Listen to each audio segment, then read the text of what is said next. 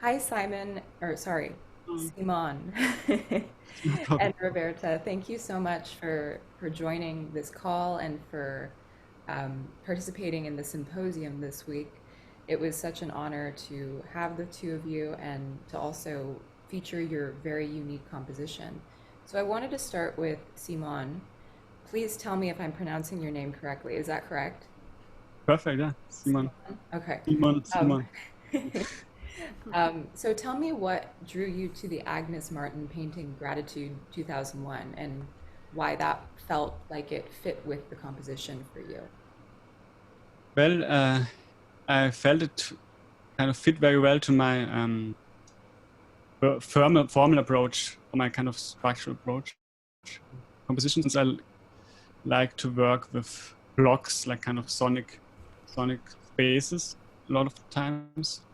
And and so I thought that could fit. Just her use of different color blocks and her structural kind of formal approach, minimalistic approach, even though other parts are also very different since my music is not that abstract, but I work rather with very concrete materials like the field recordings.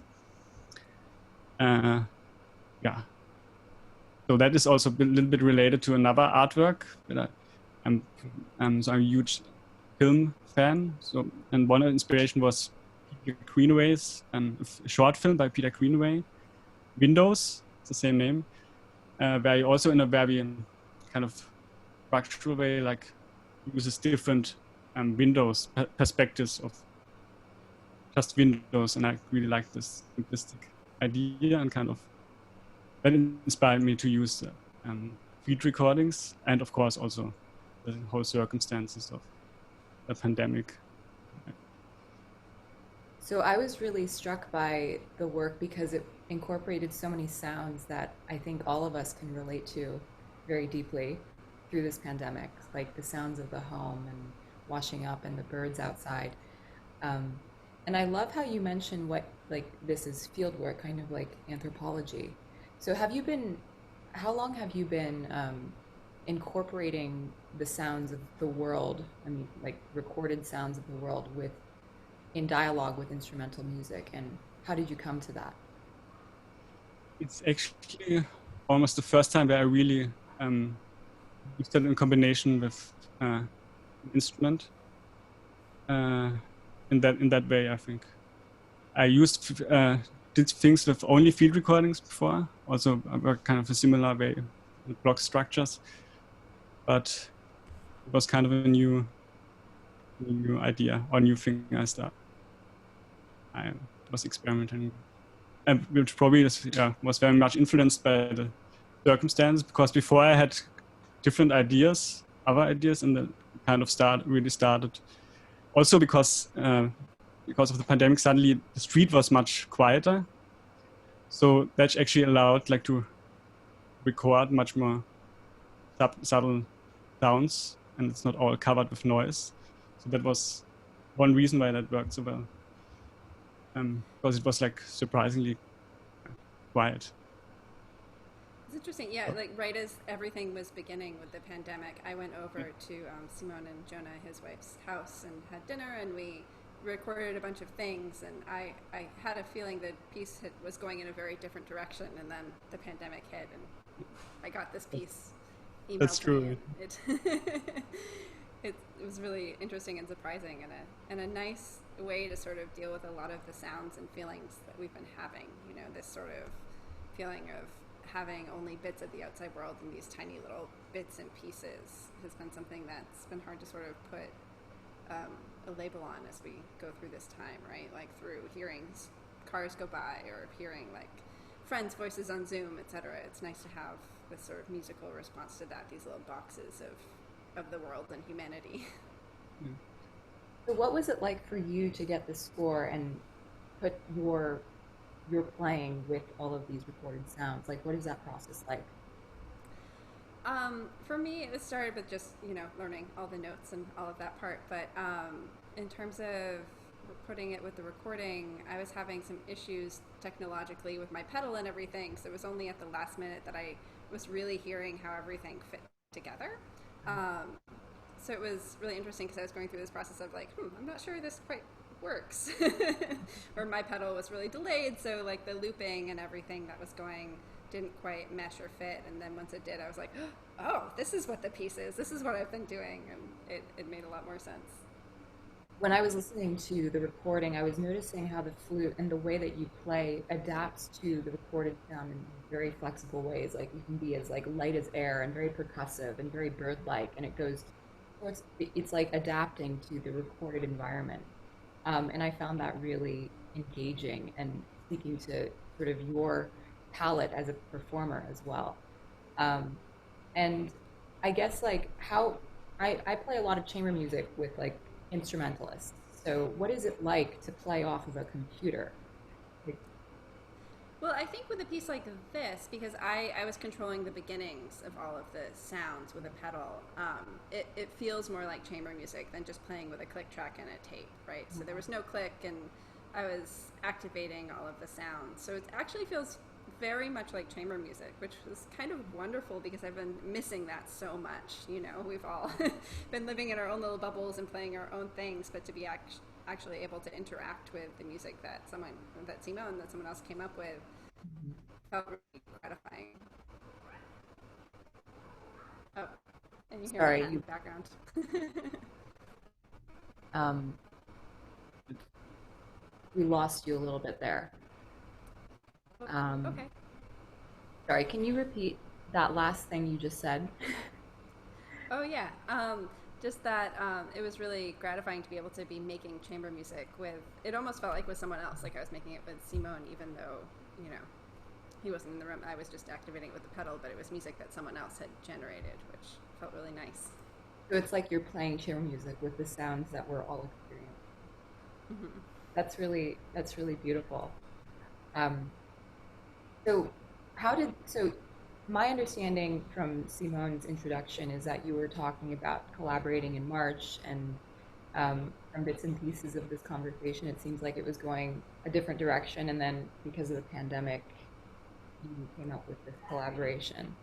Um, so, Simone, tell me about kind of what drew you or what led you in this direction. Like, what inspired you to capture the recorded or record the sounds around you during the pandemic after it hit us in March, and what led to this piece?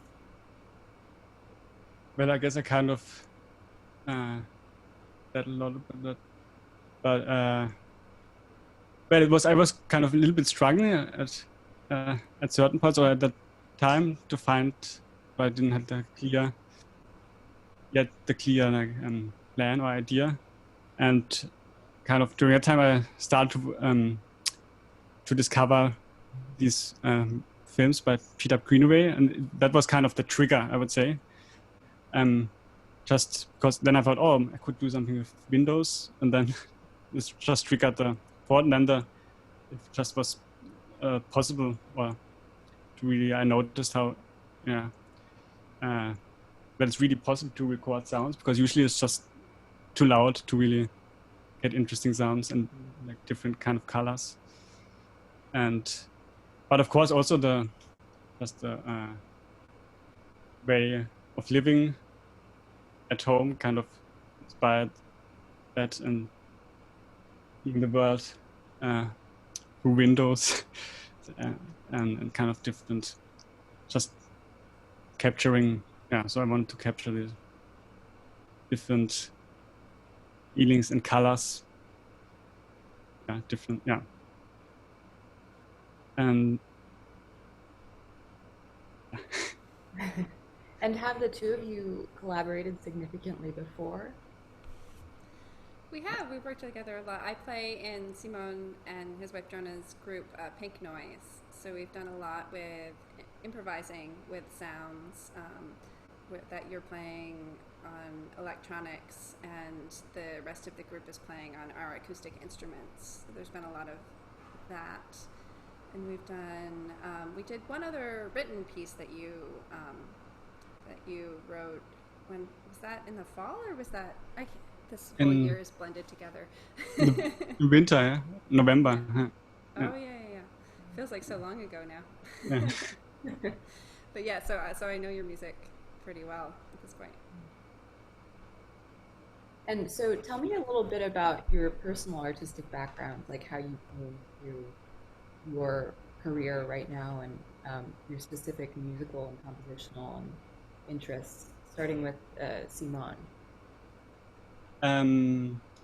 So my background is basically an improviser. So I actually used to be a vibraphonist primarily, and so during that time I got more and more into compositions, and my compositions got more and more complex. And at one point, it probably too complicated and too much written material for improviser. So, and I kind of was drawn to this world, and yeah, it kind of gave me a different kind of form of expression, writing music. But lately, I just am kind of coming back to improvisation through electronics more and more. So I found a different way to combine the two things, or like do work similarly, like in improvisation and composition, and kind of both worlds inspire each other. And for example, some things I discovered I basically wrote my own improvisation software, and a lot of sounds or things I discovered just by improvising with that software, and that then goes into pieces I write. And on the other hand, of course, the compositional approach informs the way I write software or programs to improvise. Mm-hmm. That's how everything relates. Wow. And what about you, Roberta? I feel like I probably have a more traditional classical music background than Simon. So I've been a freelance flutist for a long time. I do mostly new music. Been involved in a number of chamber groups in New York City and freelance things. I'm in Simon's group Pink Noise, and I run a group Wavefields in New York that's like a larger new music chamber ensemble. And yeah, do lots of premieres and combination of playing and teaching and in normal times. So were you originally drawn to contemporary music and new music, or was there like something that happened after your classical upbringing? Or yeah, I definitely wanted to be an orchestral player when I was in undergrad, and I got to my master's and was put in the new music ensemble and saw a bunch of percussionists whacking things and hitting things and making really cool sounds, and I wanted to make those sounds, and that sort of just led the way. And then during my doctorate, I studied with Robert Dick, who literally wrote the book on contemporary flute techniques. So I got to study from one of like the main sources, and he's been a big inspiration, and got into a lot more extended techniques that way. So following up on that, when you were both kind of talking about creating this piece together, Roberta, do you show Simon kind of the kinds of sounds that you can create on the flute and kind of guide the instrumental writing in that way? Or does it just come to you as one big score and you're like, okay, here it goes? How is that process?